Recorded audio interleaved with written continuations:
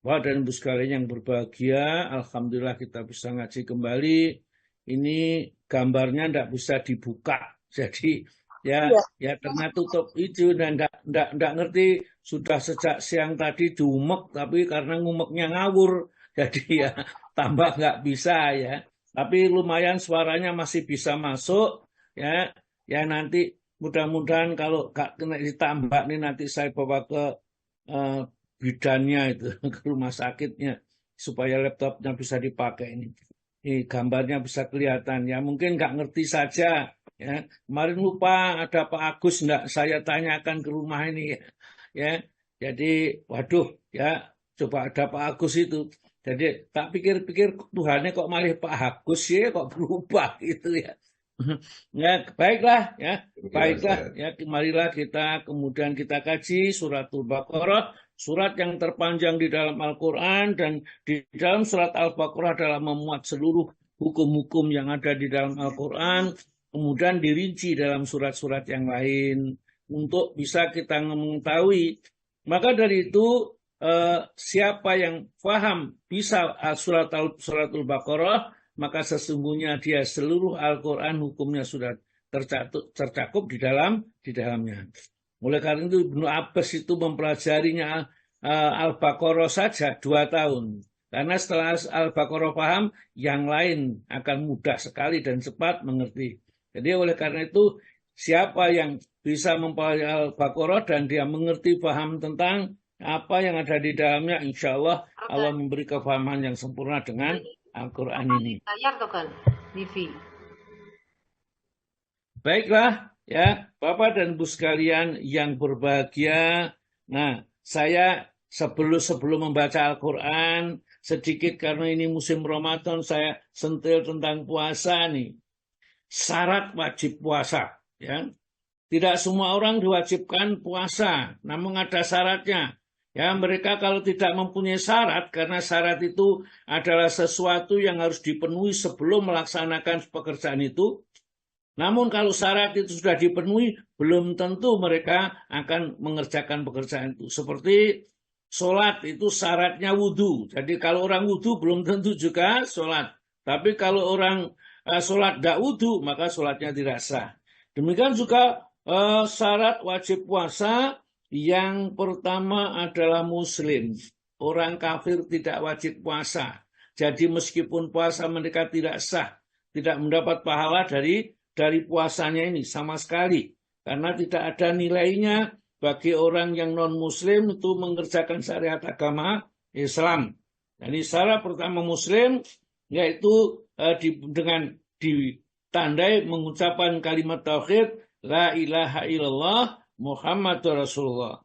Yang kedua, balik, artinya sampai umur. Ya. Kalau wanita sampai umurnya ya 9 sampai umur 15 atau ditandai dengan menstruasi. Kalau laki-laki ditandai dengan mimpi basah. Jadi kalau perempuan menstruasi, laki-laki mimpi basah. Kalau sudah mimpi basah berarti wajib meskipun belum 15 tahun umurnya. Tapi kalau meskipun tidak mimpi basah, kalau sudah 15 tahun, maka hukumnya sudah termasuk balik mereka ini. Jadi biasanya kalau orang dulu itu sunat, kalau balik itu susan laki-laki disunatkan ini. Yang ketiga adalah berakal sehat, tidak gila, ya. Tidak gila, tidak mabuk. Jadi orang gila dan orang mabuk tidak wajib puasa. Jadi misalnya dia berpuasa tiba-tiba jam 12 siang jadi mabuk gitu ya. Entah kenapa mabuknya karena sebab tadi malam minum obat yang salah barangkali, maka tatkala dia mabuk, dia tidak wajib puasa, hanya itu digolongkan sakit, orang yang seperti itu wajib mengqadha puasanya. Kalau mereka dianggap orang yang tidak berakal, maka dia tidak wajib puasa karena mabuk sama dengan orang gila yang tidak berakal. Yang ketiga, yang keempat, suci dari haid dan nifas. Ya. Jadi orang haid dan nifas itu tidak wajib puasa dan kalau puasa juga tidak sah. Ya. Maka dari itu orang haid dan orang nifas tidak boleh puasa. Kalau orang sedang puasa tiba-tiba datang mens, datang haid, maka puasanya otomatis batal. Nah, dia tidak membatalkan puasa, tapi otomatis batal.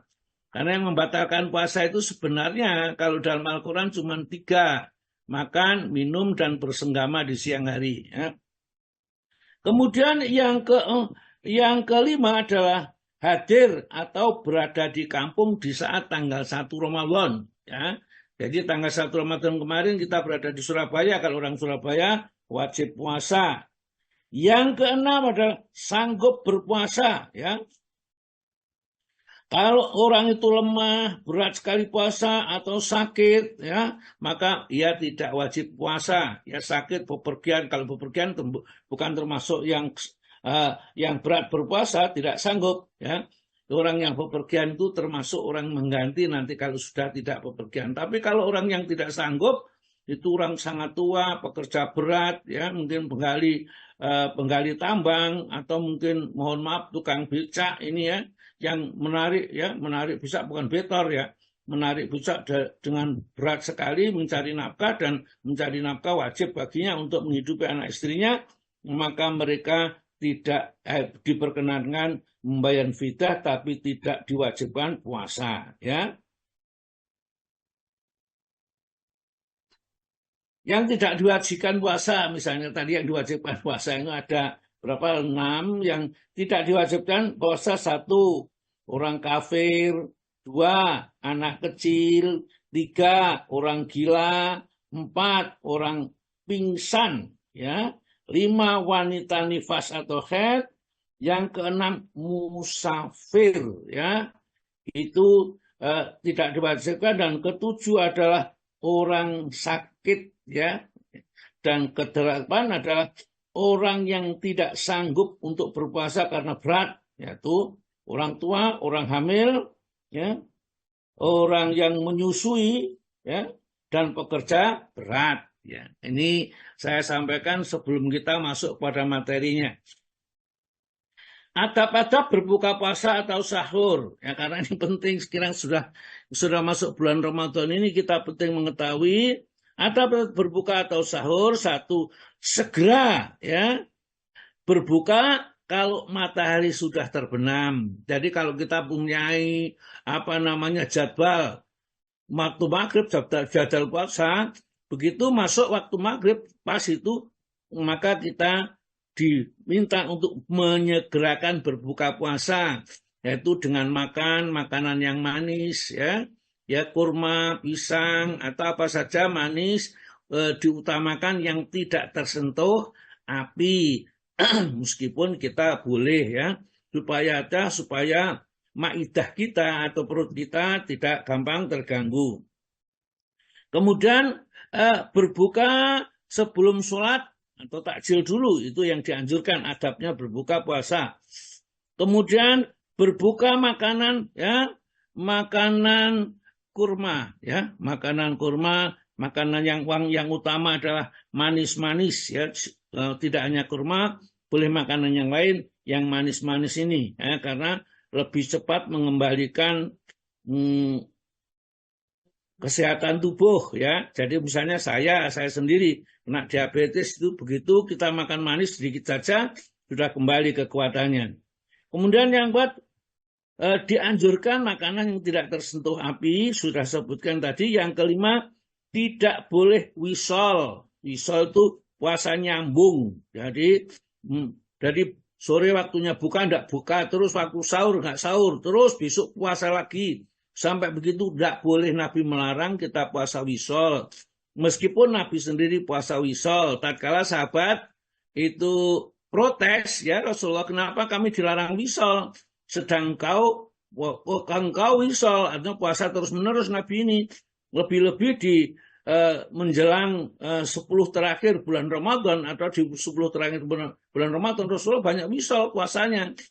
Para sahabat itu ingin seperti Nabi. Nabi bilang, kamu tidak kuat, saya itu diberi makan dari minum oleh Allah, maka dari itu ya tidak kuat kamu. Kalau kamu wisol, maka boleh wisol itu dari sahur ke sahur, gitu saja. Nah, jadi antara sahur dan buka jadikan satu, itu sudah bagus kalau kita kuat misal seperti itu dianjurkan oleh Nabi. Yang keenam adalah doa tatkala berbuka.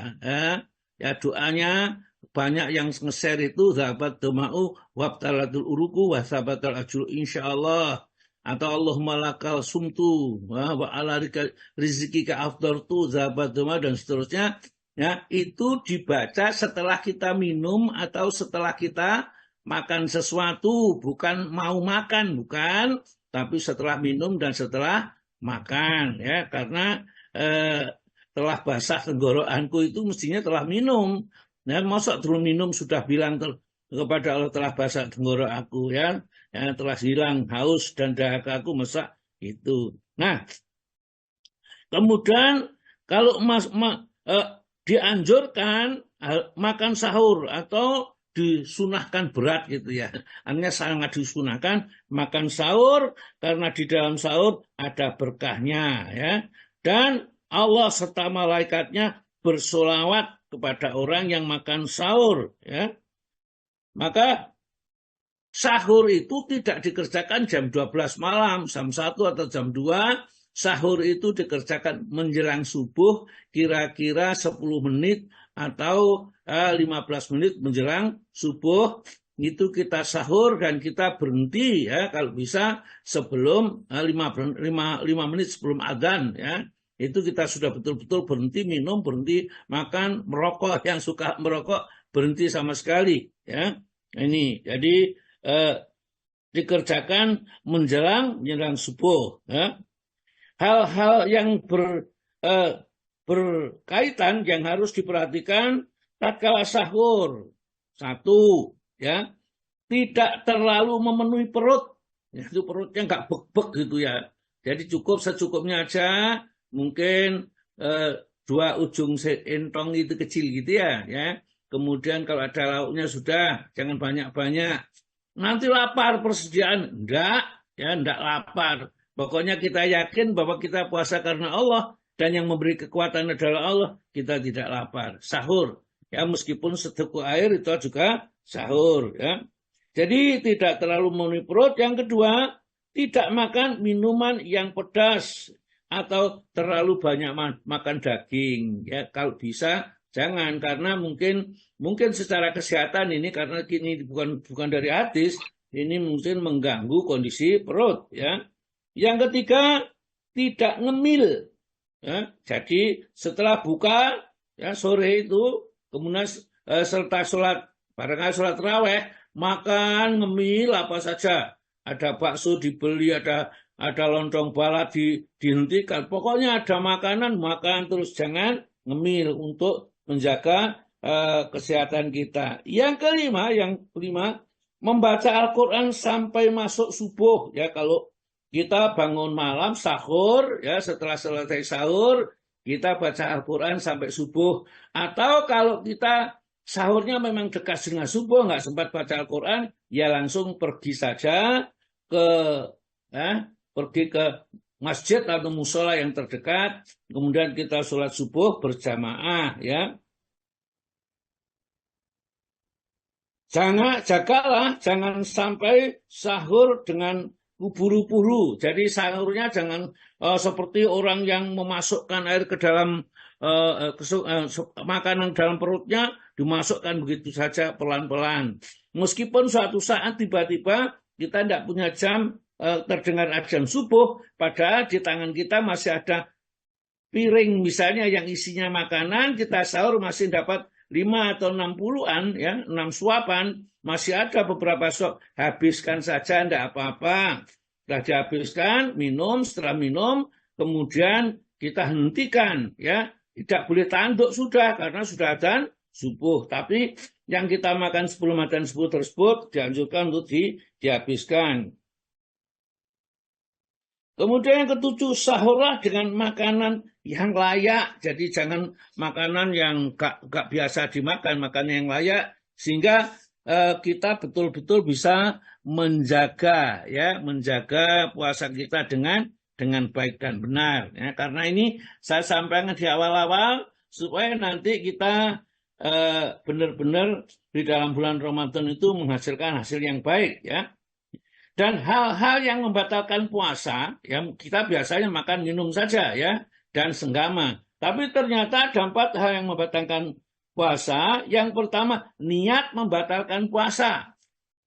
Niat membatalkan puasa, meskipun dia tidak makan, tidak minum, kalau ada niat itu batal sudah puasanya. Karena Nabi bersabda, innama amalu bin niat. Karena amal itu dinilai dengan niatnya. Kalau sudah tidak niat berpuasa, maka kemudian dia berpuasa tidak sah. Maka malam harinya kita harus niat untuk berpuasa. Jadi kalau sudah tidak niat puasa, maka tidak sah puasanya. Tetapi kalau hanya sekedar tertidur, nggak sempat sahur, maka tentunya orang yang puasa Ramadan itu sudah niat puasa. 1 bulan itu sah dia puasa. Jadi kalau gitu bagaimana yang dimaksud dengan tidak niat ya atau niat itu membatalkan? Kalau kita sore hari sudah pesan, besok saya tidak puasa, ya, maka jangan dibangunkan sahur. Tiba-tiba mereka pagi-pagi kepengen puasa, nggak sah puasanya karena dia sudah niat untuk tidak berpuasa. Kemudian kemudian kedatangan haid atau nifas, ya. Kedatangan haid atau nifas itu tentu batal puasanya. Ada yang kelima, mutah dengan sengaja. Jadi orang sengaja mungkin memasukkan jarinya ke tenggorokan keadaan sesuatu, kemudian akhirnya dia terpaksa muntah, maka orang seperti itu batal puasanya dan wajib mengqadha sholatnya. Nah, sekarang hal-hal yang merusak saja, merusak tapi tidak membatalkan, merusak puasa. 1, berbuat maksiat. Hati-hati berbuat maksiat itu. Ya, banyak ngerasani, gunjing, mengumpati orang dan lain-lainnya, nggak sadar dan asik-asik saja kita biasa, maka puasanya nggak batal tapi rusak. Jadi dia tidak diwajibkan mengqadha puasanya, tetapi puasa yang dikerjakan tidak mendapatkan pahala. Ya, nomor 1 berbuat maksiat. Yang kedua, mengumpat, menghina dan mencela orang lain. Ya. Meskipun yang dihinakan itu ada pada orang yang dihina, yang dicelakan ada orang yang tercela itu. Kenyataannya memang seperti itu, maka itu juga merusak pahala puasa. Ya, tidak membatalkan, tapi merusak pahala puasa. Yang ketiga, menggunjing atau ghibah, membicarakan orang lain. Maka dari itu pagi-pagi jangan ghibah. Kita membicarakan orang Recording yang in progress. Ya, jangan sampai kita ghibah atau menggunjing orang lain. Ya, dasarnya sudah kita tahu, surat Al-Hujurat ayat 12 itu dasarnya. Yang keempat, berkata-kata yang buruk, omongannya ya misuan misalnya, kata-kata yang buruk, pokoknya ya kata-kata yang tidak enak didengarkan. Telinga orang sehat itu mendengarkan kata-kata itu sudah tidak nyaman ya. Atau kata ngobrol, kata yang sia-sia, itu juga merusak pahala puasa. Kemudian yang terakhir ada bohong dan dusta. Ya. Bohong dan dusta itu merusak pahala puasa. Jadi Allah Ta'ala mengingatkan kepada kita, ya ayyuhalladzina amanu taqullaha wa kunu ma'asyadiqin. Wahai orang yang beriman, bertakwalah kamu kepada Allah, dan hendaklah kamu bersama-sama dengan orang-orang yang senantiasa benar. Ya. Jangan kumpul dengan orang yang bohong, bujuan. Ya. Seperti itu.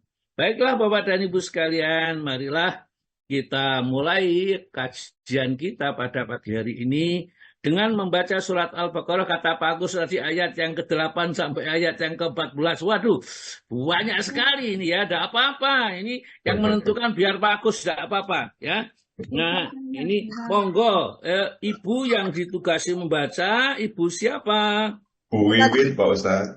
Wah, Bu Ira. Ini namanya Bu Ira, bukan Bu Wiwit ini. Terus izin Pak Agus, panggilannya saja Wiwit ya, karena dia Wiwit itu wiwitan. Saya bisa mencari duit itu setelah dia lahir. Diganti Pak Hedi karena Bu Wiwit mau ada tugas di sekolah. Oh, nggak tahu Oh, tugas. diganti Pak Edi. Ya, ya, Tugas ya. setiap Ya, anak ya, di ya, ya, ya. Ini Kak takut, dia itu penakut kok. Ya, nggak Oh, apa-apa. Ustaz. Nggak apa, dredeg katanya ya. Padahal nggak apa-apa loh ya. Ini suami aja kendel dulu ya, rada derdekan, sekarang kendel itu ya. Ya, nggak apa-apa. Baiklah, siapa saja yang baca, boleh kalau seandainya keberatan, juga di sini ada Pak Agus, Pak Agus Subagio, Pak Agus Dwi, ya, Dwi Agus, ya, Bu Prastio, ya, Andi, wah ini siap-siap tempur semua ini, karena mereka sudah dalam keadaan siap dengan senjata tahsin yang dimilikinya. Oke, monggo silakan Pak Hedi dimulai membaca Al-Quran. Surat nomor 2, ayat yang ke-8 sampai ayat yang ke berapa tadi Pak Agus? 14 ya. Waduh. Ini Pak Ustaz. Ya. Mohon izin Pak Ustaz. Oh, Mbak Wiwit siap. Oh, Mbak Wiwit siap. Kak Darani takut ini, nggak mau Darani takut. Ya, ya. Takut. Izin ya, malu katanya bunya. Itu sekarang gocik malu ini, langsung mau kalau derdek lo ya. Monggo silakan Bu Wiwit. A'udzu billahi minasyaitonir rajim. Bismillahirrahmanirrahim. Wa minan nasi man yaqulu amanna billahi wa bil yaumil akhir wa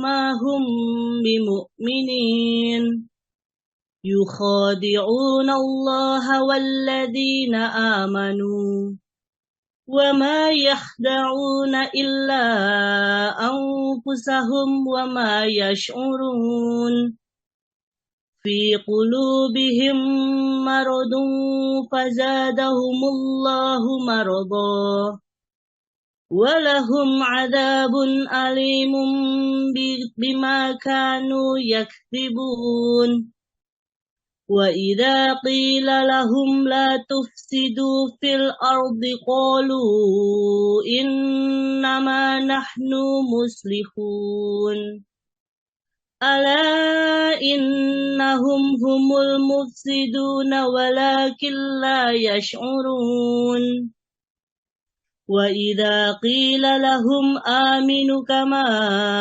amanan nasu qalu anu'minu kama amanas sufaha Ala innahum humus sufaha walakin la ya'lamun Wa idza laqul ladzina amanu qalu amanna Wa idza khalau ila syayatinihim qalu inna ma'akum innama nahnu mustahzi'un Sadaqallahul azim.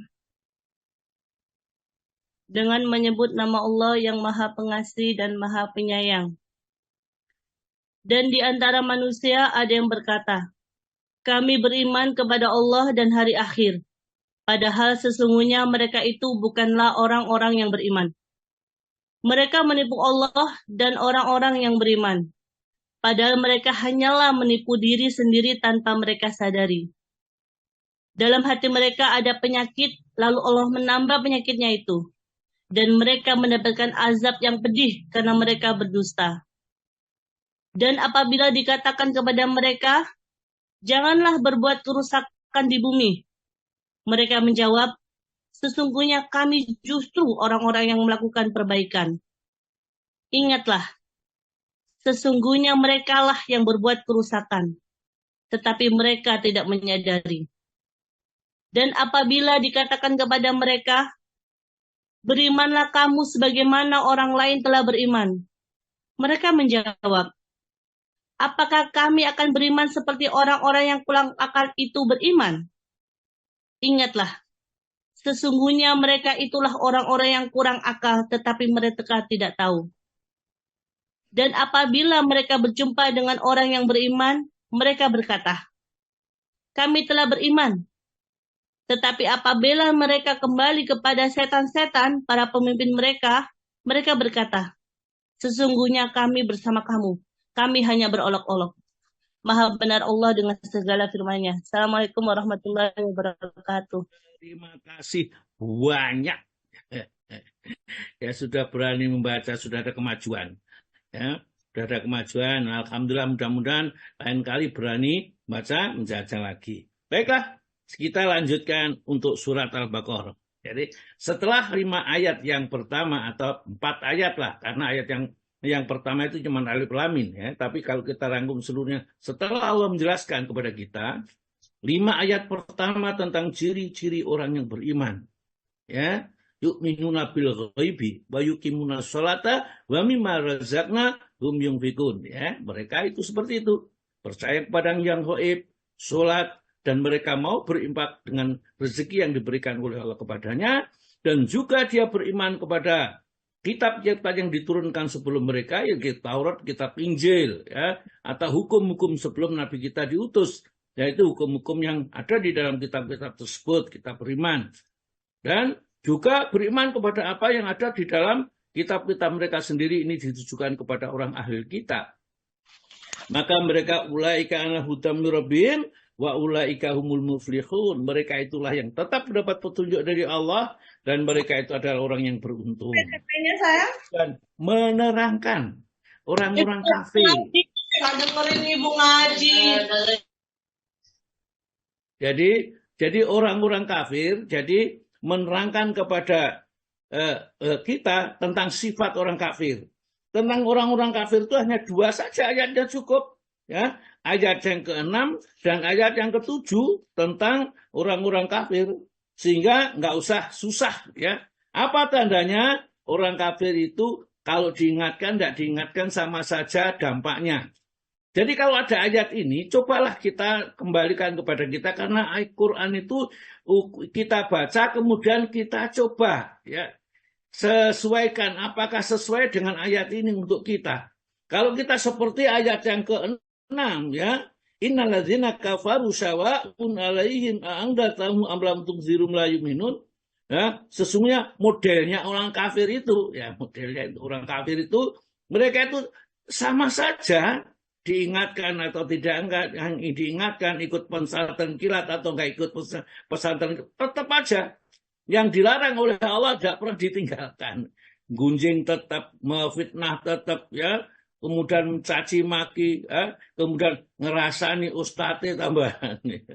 Ya, ini hati-hati ini. Kalau seperti itu mereka tidak berubah keimanannya, keyakinannya tidak menjadi lebih baik, maka mereka itu modelnya orang kafir. Dia bukan orang kafir, modelnya. Karena Al-Quran itu adalah untuk melihat diri kita ngaca gitu di dalam Al-Quran ini. Apa seperti itu? Ya, kemudian penyebabnya Allah memberitahu. Sebabnya apa kok mereka itu kok seperti itu? Tidak bisa diingatkan, tidak bisa dituturi, nggak bisa pokoknya sudah sulit, ya. Yang pertama Allah mengatakan khatamallahu ala qulubihim. Allah telah mengunci hati mereka sehingga hatinya tidak bisa menerima nasihat dari siapapun. Meskipun dia seorang dokter, seorang profesor, namun kalau hatinya sudah ditutup oleh Allah dari hidayah, maka mereka tidak akan bisa berbuat apa-apa, tidak bisa menerima nasihat meskipun Al-Quran yang digunakan untuk memberi nasihatnya. Wa alasamihim, dan pendengaran pun ditutup. Sehingga kalau kita mendengarkan kajian, kelihatan mendengarkan, tapi nggak bisa dengar apa yang diterangkan itu, ya. Kok suara-suaranya seperti gini, begitu saja. Jadi mereka itu betul-betul kata Allah Ta'ala, hatinya tertutup, ya, pendengarnya juga ditutup, sehingga nggak ada yang sampai ke hatinya nasihat-nasihat itu. Nah, ini terjadi Abu Jahal, Abu Lahab, ya, Al-Walid bin Mughirah, orang kaya, dan seterusnya, ya, yang ada di kota Mekah pada saat itu. Jadi sebenarnya ayat-ayat itu ini adalah ditujukan kepada mereka, orang-orang Mekah. Namun karena Al-Quran itu berlaku sepanjang zaman, maka setiap manusia, setiap kita bisa bercermin kepada Al-Quran. Apakah kita seperti yang diterangkan oleh Al-Quran, kita baca Al-Quran atau nggak baca Al-Quran, ikut pengajian atau tidak ikut pengajian, tetap saja kita jadi sumber bencana di kampung itu. Meditnya juga tetap, bakhilnya. Padahal Ramadan aja bakhil, apalagi di luar Ramadan. Nggak terpikir memberikan buka orang berpuasa ini sudah diterangkan. Memberi buka puasa seorang saja, maka diampuni dosa-dosanya. Ya, dibebaskan dari api neraka, diberi pahala. Ya. Sama dengan orang yang berpuasa itu kalau satu, kalau dua, ya dua, dan seterusnya. Namun tidak terbetik di dalam hatinya untuk mengamalkan ya apa yang didengarnya tatkala pengajian. Ya dengar. Maka digambarkan oleh Allah, khatamallah, Allah telah mengunci mati hatinya. Ya. Maka nasihat-nasihat itu tidak bisa. Karena memang enak ngegem duit, itu enak. Orang yang bakhil itu katanya, kalau memegang uang itu seperti memegang air. Sampai air itu jangan sampai keluar. Saking gegemnya kuat itu. Ya. Ini orang bakhil itu bahaya. Kalau sudah bakhil pada dirinya sendiri, meskipun dia lapar, meskipun dia membutuhkan sesuatu, nggak ngebosi, nggak mau. Ya. Tunggu ada orang yang ngebosi atau tidak. Lain dengan Nabi Ibrahim. Nabi Ibrahim itu tidak makan kalau tidak ada tamu. Ya, kalau ada tamu, makan bersama tamunya. Nanti kalau tidak ada, pergi ke tempat tetangga, diajak ke rumahnya untuk makan bersama-sama. Nabi Ibrahim. Ya. Ini dalam riwayat kayak seperti itu. Maka dari itu berkah hidupnya. Anaknya dua-dua diangkat oleh Allah jadi Nabi dan Rasul. Karena apa? Kejujurannya, ketaatannya kepada Allah tidak bisa ditandingi oleh siapapun. Nah ini ya. Wa'ala absarihim ghisawah. Dan penglihatan pun kabur. Yang nggak kelihatan. Kalau melihat orang, kayak pohon gitu. Ya. Ghisawah itu kabur atau tertutup. Ya. Maka walahum dan bagi mereka, ya siapa mereka yang mempunyai sifat 3 di atas, azabun azim, mereka akan mendapat siksa yang sangat dahsyat, yang besar sekali nanti di akhirat. Kalau mereka itu sebelum meninggal dunia nggak bertobat, tapi kalau sudah bertobat, terhapuslah seluruh amal buruknya atau perbuatan dosanya, diganti perbuatan dosa itu dengan kebaikan. Yubaddilullahu sayyi'atin hasanat.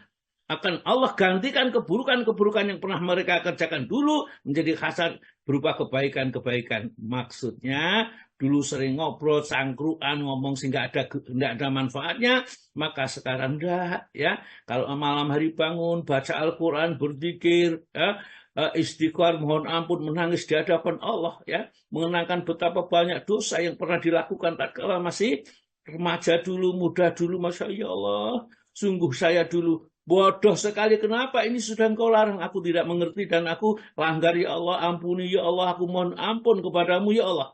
Jangan sampai aku datang kepadamu dengan membuat dosa-dosa yang pernah aku lakukan.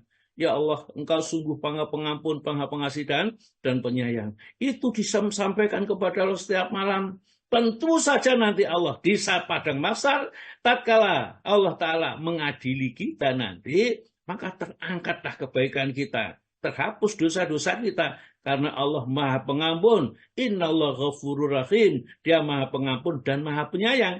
Artinya setelah diampuni, disayang, dimasukkan ke dalam surga yang penuh dengan kenikmatan. Nggak usah kerja, nggak usah mikir pekerjaan, nggak usah ikut demo, sudah, ya, sudah apa saja yang kita kehendaki, kita ingini, matastahi angkusukum, apa yang kamu inginkan. Belum sampai ngomong, Allah sudah kirimkan, Allah sudah beri.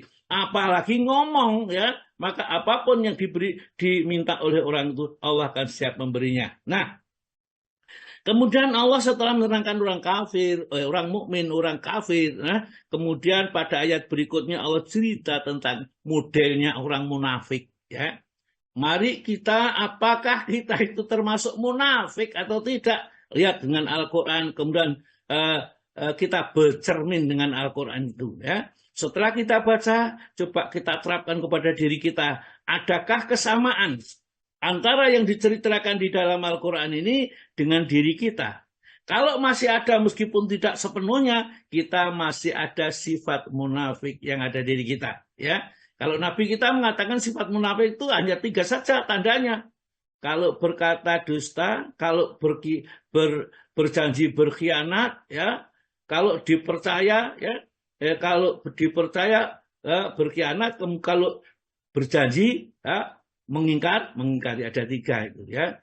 Kita kola kadaba itu, wa ida tumina khona, kalau dipercaya menjadi khianat. Jadi kalau berbicara dusta ya. Nah, ini. Jadi di sini Al-Qur'an menerangkan lebih banyak lagi, dan nanti kita akan mendapatkan satu surat khusus yang menerangkan sifat orang munafik, namanya surat Al-Munafikun. Jumlah ayatnya 11 ayat ya, yang kalau kita baca kita betul-betul ya merasa barangkali ada di dalam diri kita ini. Allah cerita di sini ayat 8.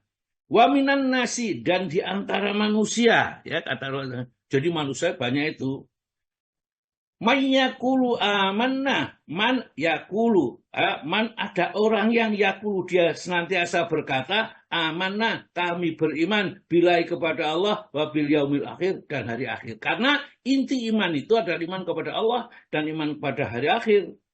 Namun setelah melihat gerak tingkah dan lakunya, wa mahum bimu'minin, mereka wa mahum, dan tidaklah mereka itu bimu'minin, orang-orang yang beriman. Bukan.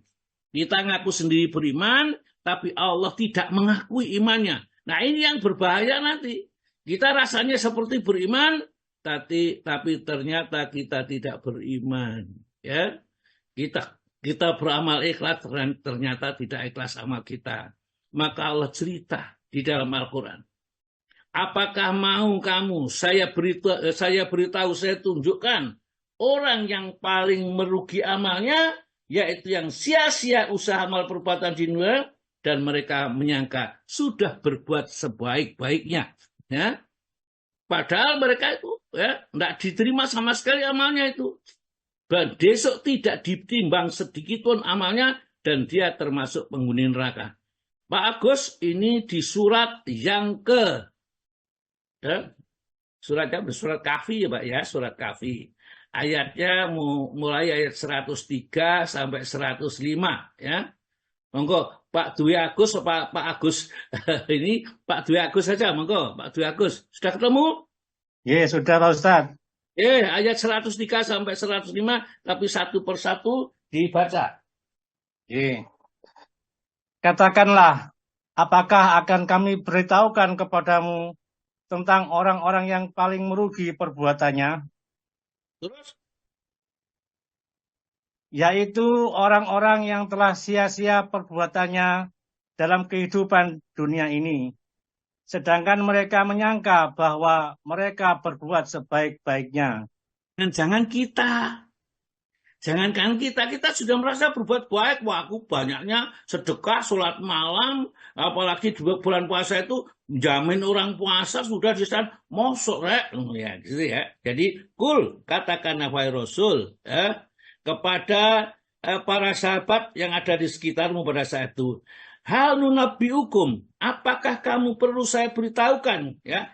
Maukah kalian saya beritahu, gitu gampangnya ya, supaya bahasanya gampang. Bil akhsarina a'mala, terhadap orang yang sangat rugi sekali tatkala dia beramal di dunia itu. Siapa mereka itu? Alladzina dhalla sa'yuhum, yaitu orang-orang yang sia-sia amal perbuatan mereka, sa'yuhum itu usaha mereka, bil hayati dunia, di dalam dunia itu. Dia sedekah, dia infak, dia haji, dia umroh, apa saja yang dikerjakan, maka kata Allah sia-sia, ya tidak ada nilainya. Nah, ini jangan-jangan kita nanti, kalau kita nelongso ya, pada saat itu tidak ada perdagangan, la bai'un fihi wala khulatun wala safa'ah. Pada saat itu tidak ada ya jual beli dan tidak ada pertolongan sama sekali ya. Ini bahayanya ini. Ternyata mereka itu amalnya yang di bawah keranjang itu semuanya tidak dinilai oleh Allah. Ibarat uang palsu. Jadi sampai di akhirat nanti tidak dinilai oleh orang palsu, ya nggak laku ya uang palsu. Artinya apa? Amal-amalnya tidak dinilai oleh Allah. Kenapa seperti itu? Satu penyebabnya. Jadi orang yang beramal nyata bukan karena Allah, nggak laku nanti di akhirat. Jadi tatkala kita nyumbang, memberi kaos, ya memberi uang, memberi apa, tapi niatnya supaya dipilih jadi caleg misalnya, atau dipilih itu sudah bukan karena Allah, dan Allah tidak menilai sama sekali. Meskipun dia mengeluarkan jutaan sampai dia gila, ya setelah gak terpilih, ini tetap aja dia tidak mempunyai nilai apa-apa yang dikeluarkan ini. Ya. Alladzina dzalla sa'yuhum fil hayati dunya wa hum padahal mereka yaksabuna, mereka menyangka annahum sesungguhnya mereka yuhsinuna sun'a, sudah berbuat sebaik-baiknya. Dia sudah berbuat sebaik-baiknya, kok enggak payu, bagaimana ini, ya? Pada saat itu enggak ada minta tolong, enggak ada sudah. Terakhir mereka tinggal menentukan kemana. Ada dua jalan, yang ke kanan menuju surga, yang ke kiri menuju neraka. Padahal amalnya sudah tidak berguna lagi. Ayat 105, moga Pak. Mereka itu orang-orang yang telah kufur terhadap ayat-ayat Tuhan mereka dan kufur terhadap perjumpaan dengannya. Maka sia-sialah amalan-amalan mereka. Dan kami tidak memberikan penimbangan terhadap amal mereka pada hari kiamat. Iya, ya. Masya Allah. Kalau sudah tidak ditimbang, ya, siapa mereka itu? Ulaika mereka itu adalah alladzina kafaru, orang-orang yang ingkar, tidak percaya Al-Quran, tidak percaya syariat, tidak percaya hukum-hukum, tidak percaya. Dia membuat aturan sendiri, cara-cara sholat sendiri. Dia menganggap dirinya sudah makrifat, sudah mengerti segalanya, padahal jauh dari tuntunan agama. Pokoknya kalau kita hidup di dunia, selain berpedoman dengan Al-Quran, jangan diikuti meskipun dia ngaku makrifat, kelihatannya hafal sekian banyak hadis dan seterusnya, tetapi kalau sudah berpaling dari dalil-dalil dalam Al-Quran, dia membuat aturan-aturan sendiri, tinggalkan mereka. Karena kata Allah Ta'ala di sini, ulaika alladzina kafaru bi ayati rabbihim, yang ingkar kepada ayat-ayat Rabb mereka. Maksudnya, undang-undang dan peraturan, hukum-hukum yang ditetapkan oleh Allah kepada mereka. Jadi ulaika mereka itulah alladzina kafaru bi ayatina wa liqa'ihi, dan kafir juga dengan perjumpaan dengan Allah. Maka orang itu kata Allah tatkala bahwa amal fakhabitat a'maluhum, maka hapuslah amal-amal mereka. Falan muqimu lahum, maka tidaklah ditegakkan timbangan, maksudnya tidak ditimbang sama sekali bagi mereka itu, ya, pada saat itu, pada hari kiamat wazna timbangan. Jadi tidak ditimbang, langsung mereka dilemparkan di dalam neraka. Ini bahayanya, ya. Kemudian ayat yang ke-106, Pak, satu lagi kan? Yeah. Mereka itu orang-orang yang telah kufur terhadap ayat-ayat Tuhan mereka dan kufur terhadap perjumpaan dengannya. 106 nggih, 106, Pak. Nggih. Maaf. Demikianlah balasan mereka itu neraka jahanam. Disebabkan kekafiran mereka dan disebabkan mereka menjadikan ayat-ayatku dan rasul-rasulku sebagai olok-olok. Iya, ya. Jadi kadang-kadang orang-orang itu nggak sadar, ya, ngomong-ngomong saenake sendiri. Sama lewat Jumat, aku titip salam dengan Nabi Muhammad, ya. Ini enak saja ngomong, ya.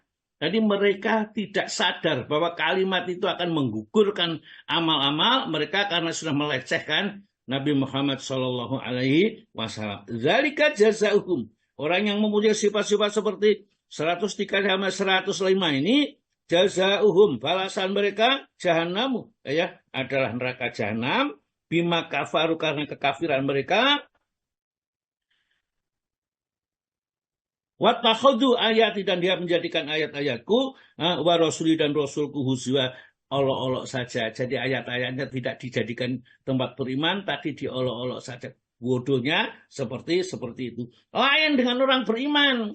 Orang beriman yang betul-betul beriman dan mengamalkan imannya, mereka di dalam surga yang tinggi, dan surganya Firdaus. Ayat 107, monggo Pak. Sesungguhnya orang-orang yang beriman dan beramal saleh, bagi mereka adalah surga Firdaus sebagai tempat tinggal. Terus? Mereka kekal di dalamnya. Mereka tidak ingin berpindah darinya. Iya. Jadi rumah di dunia itu sebaik apapun, sama sih kadang melihat rumah lain kepengen pindah. Sampai maka dari istana rebutan. Ya. Karena mungkin duduk tidur di istana itu senang. Tapi di surga, begitu jenengan dimasukkan surga Firdaus, layak berguna anhakiwala, maka tidak akan menginginkan sedikit untuk pindah dari situ. Itulah surga yang dijanjikan oleh Allah. Mosok nggak kepingin kita, ya? Tentunya kita kepingin. Baik, kita lanjut. Jadi intinya ayat 8 ini, ada yang mengaku beriman, imannya tidak diakui oleh Allah, ya? Yang ini. Apa sebabnya kok bisa terjadi seperti itu? Yukhadi'unallaha, mereka menipu Allah. Tatkala beramal tidak ikhlas karena Allah, tetapi karena niatnya kepada selain Allah. Yang kedua, kalau dia beramal mungkin niatnya karena Allah, tapi menyelisih dengan sunnah-sunnah atau contoh-contoh dari Rasulullah. Maka dua amal itu adalah tertolak dan tidak dinilai oleh Allah Subhanahu wa taala. Maka Allah gambarkan yukhadi'unallaha, mereka hendak menipu Allah, walladzina amanu, dan orang-orang beriman. Jadi mereka beramal supaya diakui orang beriman, hartanya tidak diganggu, tidak diambil orang-orang yang beriman pada saat itu. Tapi dia cuma pura-pura saja. Wa ma yakhda'una, maka hakikatnya mereka tidaklah menipu, kata Allah Ta'ala, illa anfusahum, kecuali dirinya sendiri. Kenapa? Karena amalnya tidak diterima dan endingnya dia masuk ke dalam neraka. Ya, ini bahaya sekali. Dia beramal banyak, tapi tidak diakui oleh Allah, dia tertipulah dirinya, hartanya habis, tapi tidak menyelamatkan selamat dari kobaran api neraka. Wa ma yash'urun, dan mereka tidak sadar, tidak mengerti seperti itu. Ya, sekarang masih tertawa-tawa sambil cangkruk, sambil apa. Ya, kalau ada orang pulang dari masjid itu, wah, ya ini loh, ya penghuni surga, ya. Ada dilecehkan, dihina dengan kalimat yang menyakitkan hati. Namun orang beriman ini, kata Allah, wa idza khatabahumul jahiluna qalu salaman. Kalau orang bodoh itu ya mengatakan sesuatu, mereka tidak ditanggapi apa-apa kecuali mengatakan kata-kata yang mendatangkan keselamatan. Ayat yang ke-10. Kenapa? Penyebabnya fi qulubi marad.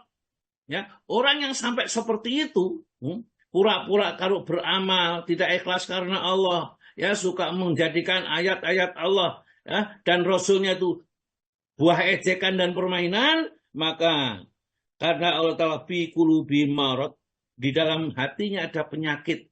Apa penyakitnya? Ragu. Apa lagi? Sombong, ujub, riak, takabur, ya. Kemudian tidak ikhlas dan seterusnya, ya. Ada penyakit. Karena itulah fazada, maka menambah humu kepada mereka Allah maratan, penyakitnya. Jadi kalau karena seperti itu dan tidak segera disembuhkan dirinya dengan penyakit itu, maka Allah tambah penyakit, tambah ragu-ragu. Itulah yang disebutkan di dalam Al-Quran surat Al-Isra ayat 81, insya Allah barangkali, ya. Wa nunazzilu minal Qur'ani ma huwa syifaa'un wa rahmatun lil mu'minin wa la yazidu dzalimina ila khasara. Monggo Pak Dwi, Pak Agus dibaca surat 17 ayat 81. Ayat 81 ya. Nggih. Dan katakanlah yang benar telah datang. Oh, bukan. Kalau gitu 82, Pak. Ya, 82. Ya. Dan kami turunkan dari Al-Quran sesuatu yang menjadi penawar dan rahmat bagi orang-orang yang beriman. Dan Al-Quran itu tidaklah menambah kepada orang-orang yang zalim selain kerugian. Iya. Wa nunazzilu minal Qur'ani, dan kami turunkan dari Al-Quran itu mahwa sifat, yang menjadi sifat itu menyembuh, Pak. Ya, tidak obat. Kalau obat nanti overdosis, ya. Jadi kebanyakan obat gak karu-karuan. Tapi Al-Quran bukan obat, tapi penyembuh, ya, penyembuh apa saja, 5 fisudur, apa saja dalam dada itu. Mawa sifaun warahmatun, sekaligus bentuk kasih sayang Allah. Bayangkan kalau kita seandainya tidak diturunkan Al-Quran kepada kita. Bagaimana cara kita beribadah kepada Allah? Bagaimana cara selamat dari api neraka? Ya, nggak ada yang ngerti, dan itu diturunkan oleh Allah selengkap dengan Rasul pemberi petunjuk hidayah caranya supaya kita selamat. Inilah rahmat yang besar yang diturunkan oleh Allah, Al-Quran.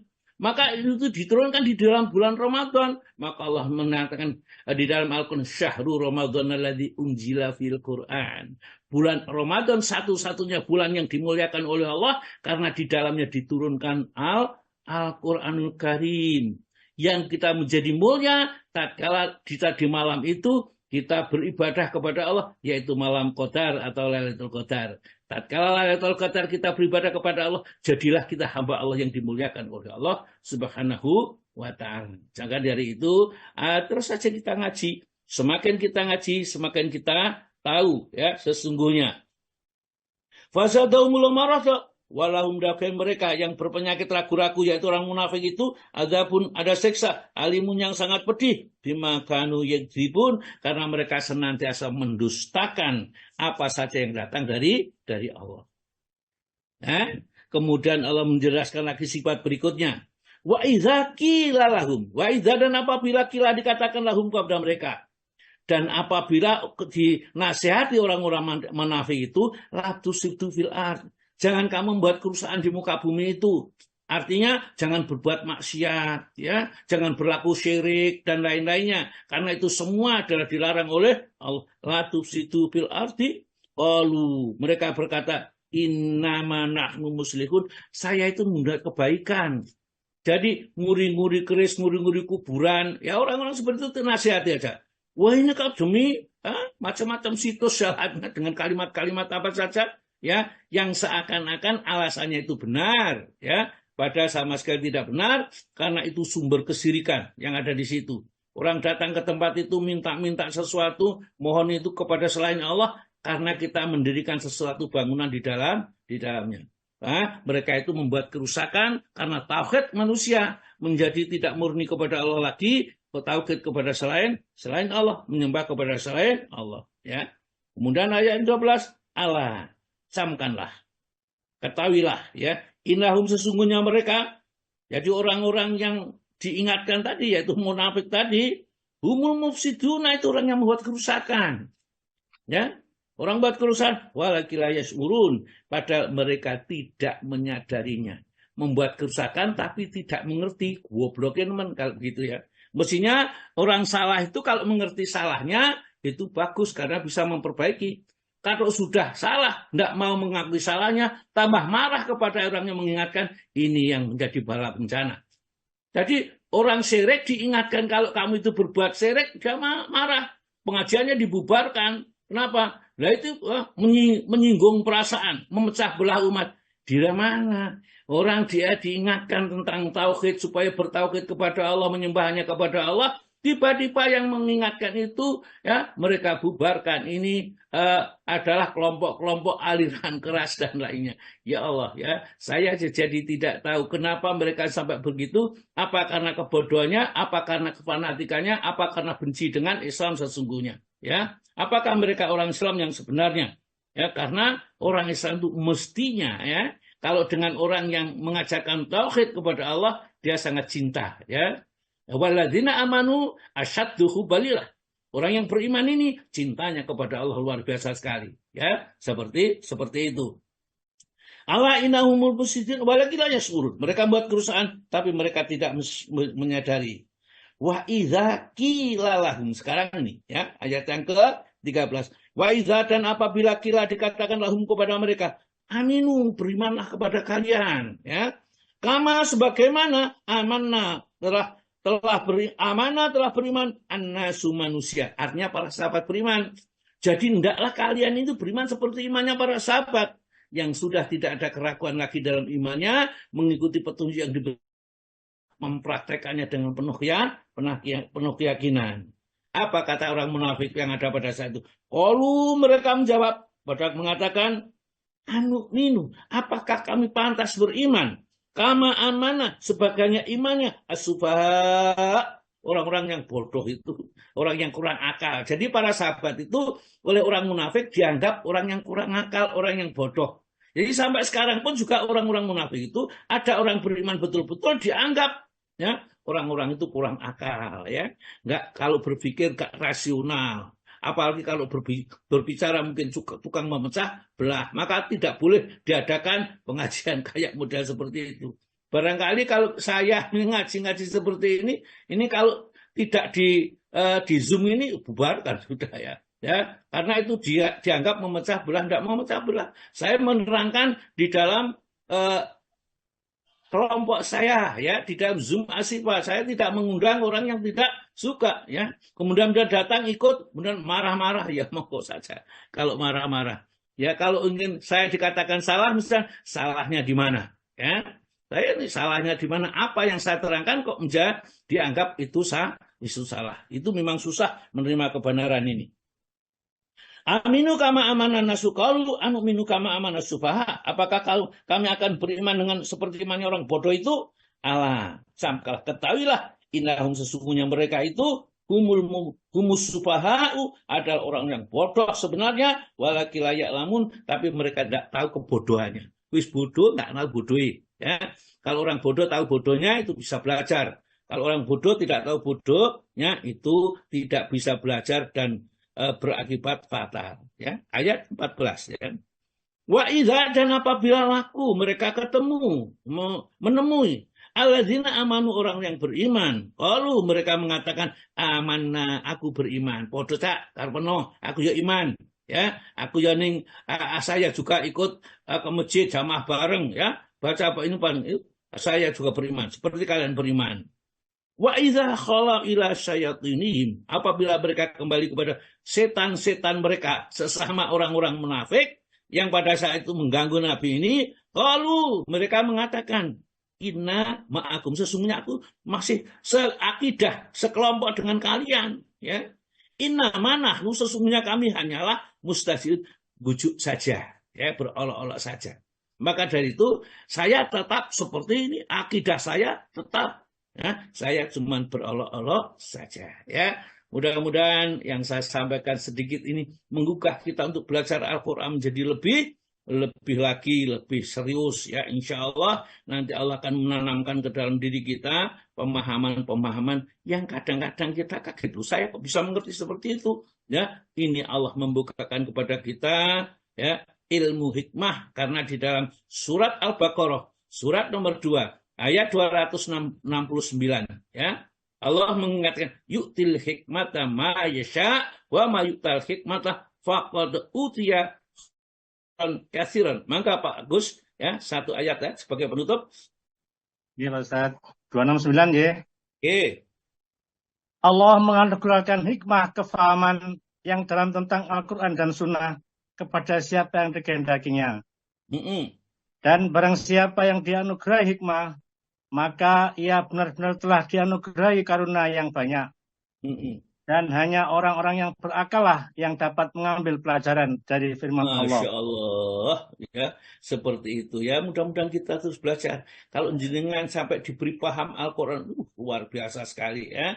Ini ya, saya berusaha ya, ke sana. Meskipun masih dengan tertatih-tatih, tapi berusaha sepenuhnya. Mudah-mudahan Allah membukakan pintu hikmah seperti yang disebutkan di dalam surat Al-Baqarah 269. Jangan dikira saya hafal Quran bisa belas nggak hafal. Ya, saya ngerti kalau ngomong yuk terus datang gitu loh ya. Apa yang perlu datang kepada kita, soal datang di depannya, kita tinggal membaca begitu aja. Meskipun gak pakai sunscreen itu ya, itu datang sendiri. Baiklah, maka Pak Agus ya sudah